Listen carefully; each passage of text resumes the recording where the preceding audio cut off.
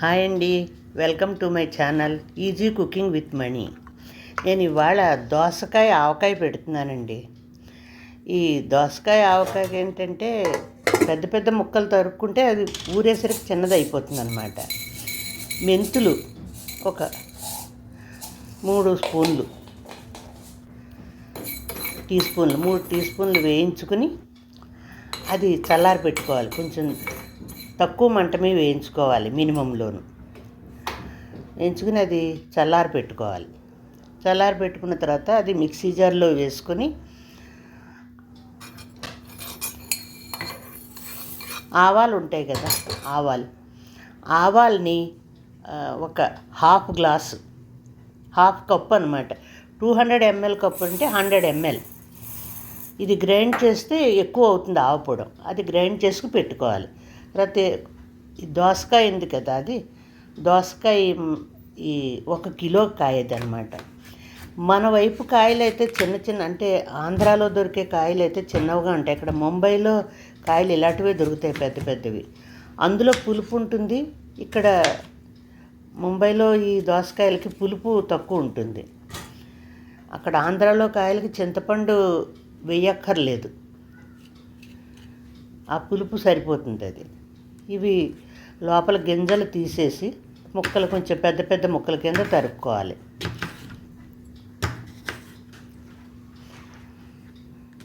పెద్ద ముక్కల కింద తరిగితే అది ఊరాక చాలా చిన్నవి అయిపోతాయి. మరి ఇప్పుడే చిన్నవైతే పిండిలో కలిసిపోతుంది. ఇలాగ ముక్కలన్నీ తరుక్కుని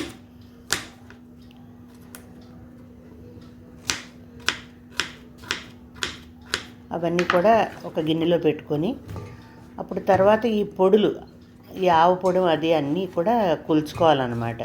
కొలిచినవి అనుకోండి, అవి మనం కారం అది కొలుచుకోవాలి కదా. ఇవన్నీ పక్కన పెట్టుకొని గింజలు వేయకూడదు, గింజలు తీసేయాలి. ఇప్పుడు ఈ పొడి అంటే మెంతులు, అంటే వేయించిన మెంతులు, పచ్చావాలు, గ్రైండ్ చేసింది ఉంది కదా, అది మొత్తం అంతా కలిపి 3/4 గ్లాస్ వస్తుంది.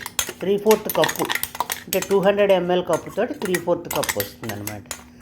లేకపోతే ఆవఘాటు ఎక్కువైపోతుంది. మామూలు ఆవకాయకి అయితే ఆవాలు, ఆవపొడం, కారం సమంగా వేసుకోవచ్చు. కారం ఏమో 1 కప్పు అంటే 200 ml అనమాట కప్పు అది. సరే, అది తర్వాత సాల్ట్ తక్కువే వేసుకోవాలి. ఒక హాఫ్ కప్పు సాల్ట్. ఈ టర్మరిక్ పౌడర్ కొంచెం అంటే ఒక టీ స్పూన్ అంత.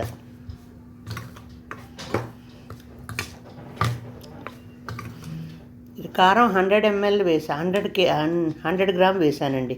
చింతపండు వేసుకోవాలి. నేను చెప్పాను కదా, ఇందులో పులుపు ఉండదు కాబట్టి చింతపండు వేస్తాను నేను. టామరిండ్ పేస్ట్ ఒక 2 టేబుల్ స్పూన్లు వేసుకోవాలి.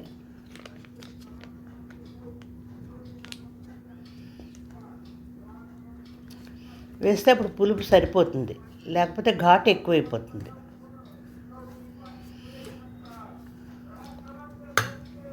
ఇందులో నూనె మరీ ఎక్కువ పట్టదండి. పైకి చూడడానికి డ్రైగా ఉన్నట్టు ఉంటుంది, మొన్నటికి బాగా వచ్చేస్తుంది. అందుకని ఈ నూనె ఒక హాఫ్ కప్ అనమాట. అంటే 200 ml కప్పులో హాఫ్ కప్ అంటే 100 ml సరిపోతుంది. మీ ఓటను బట్టి చూసుకోండి, మీకు కావాలంటే ముందు తక్కువే వేసుకోండి, ఎందుకంటే మొన్నటికి బాగా ఓట వచ్చేస్తుంది.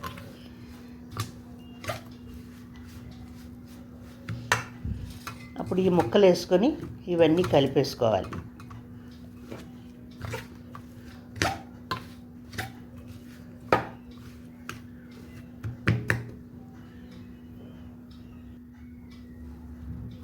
కొంచెంగా వేసుకు కలుపుకోవాలి అవి ముక్కల్ని.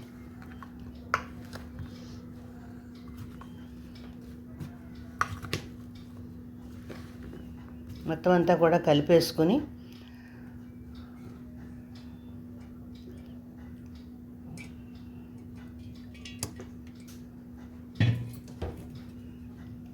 అప్పుడు ఇవి అలాగా మొత్తం అంతా కూడా చేత్తో కలిపేసుకోవచ్చు.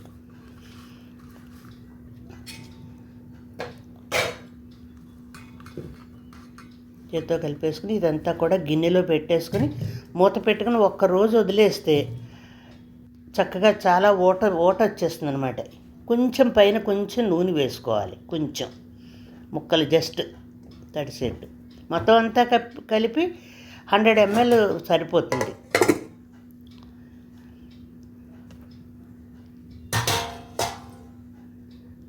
మూత పెట్టేసుకొని రెడీగా అలా పెట్టుకోవాలి. పెట్టుకుని మొన్నాడు ఒకరోజు వదిలేసి మొన్నాడు తీసి చూస్తే అందులో ఓట చక్కగా చూడండి, ఎంత ఓట వచ్చిందో చూడండి. ఓన్లీ 100 ml నేను వేసాను అంతే. మీకు ఆయిల్ కొంచెం ఎక్కువ కావాలంటే ఎక్కువ వేసుకోవచ్చు.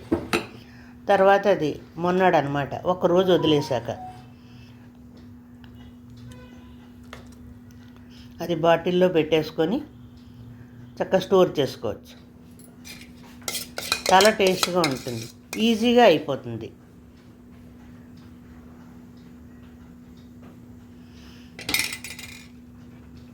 అలా చేసుకోవాలి.